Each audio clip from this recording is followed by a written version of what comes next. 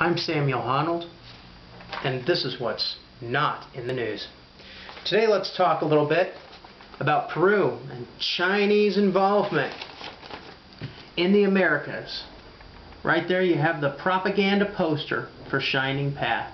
It says right here, "Long live Maoism." How about that? The proponent of the movement, a college professor who declared himself president, Guzman, there he is behind bars, dressed up like Mao and said, "We're going to take over the nation. Armed overthrow of democratic government." Does that sound familiar at all? I'd like to tell you a little bit about it. Early Shining Path actions were limited to street brawls with opposing groups and graffiti, destruction in the streets.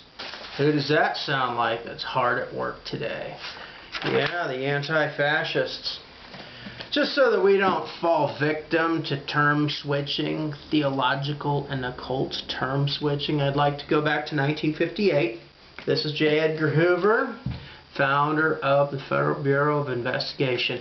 Now right now there's been some crooks heading the Bureau, and there's civil war within the Bureau between some patriots and some people who are very much like Guzman and Maoist rebels.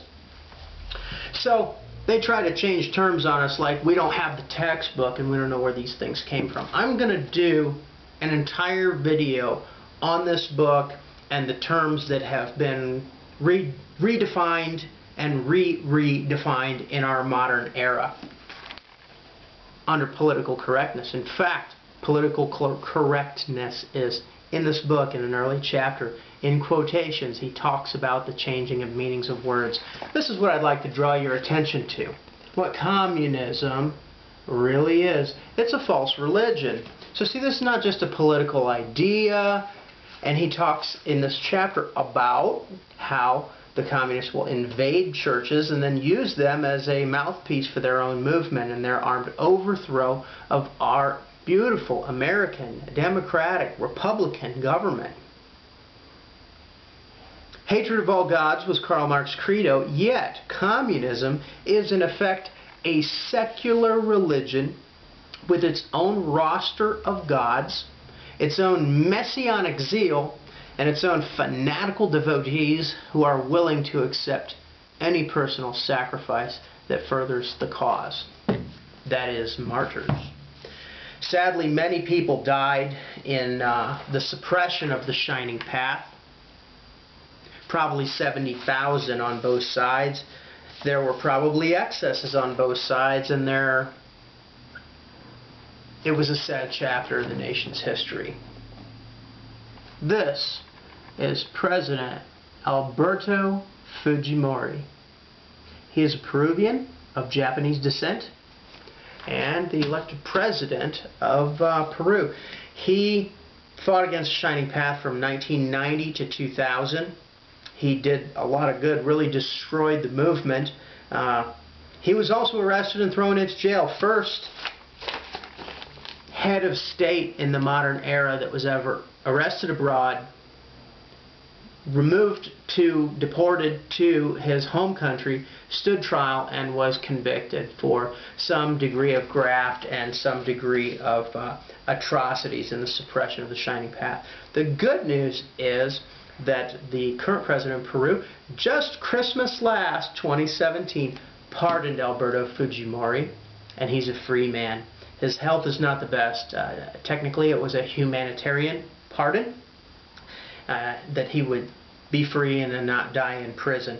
But the fact is, the legislature of Peru is heavily controlled by conservatives who are very much against this socialist movement. Let's talk a little bit about what Fujimori did. On April 5th, 1992, he suspended the Constitution and used military courts to try suspected members of the Shining Path, and declared that an iron fist approach would now be used against them. The problem was the Shining Path had murdered over 100 judges and magistrates in the nation of Peru.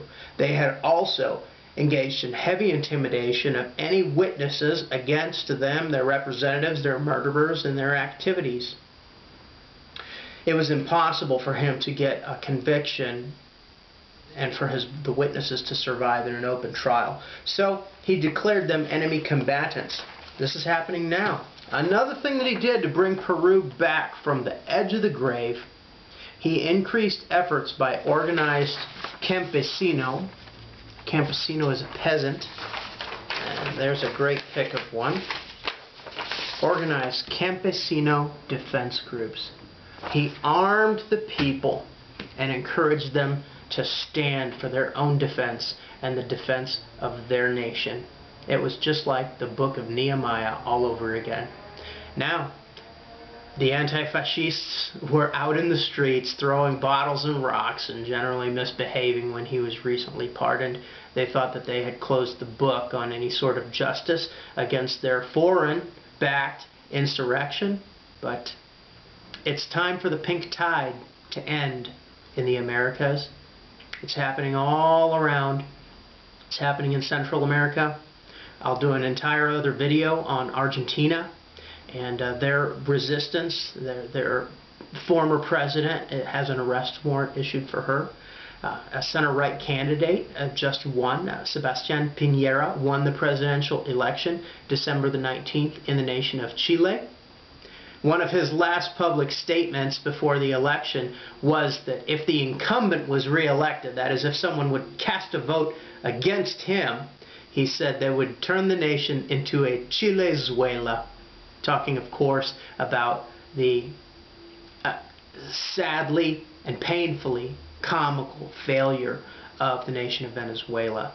So the people chose not to have a Chilezuela, and they elected the billionaire businessman Sebastián Piñera for a second non-consecutive presidential term.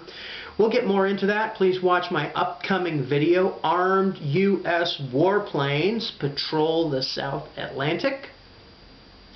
This also has to do with the Chinese. I'm Samuel Honnold, and that is what's not in the news.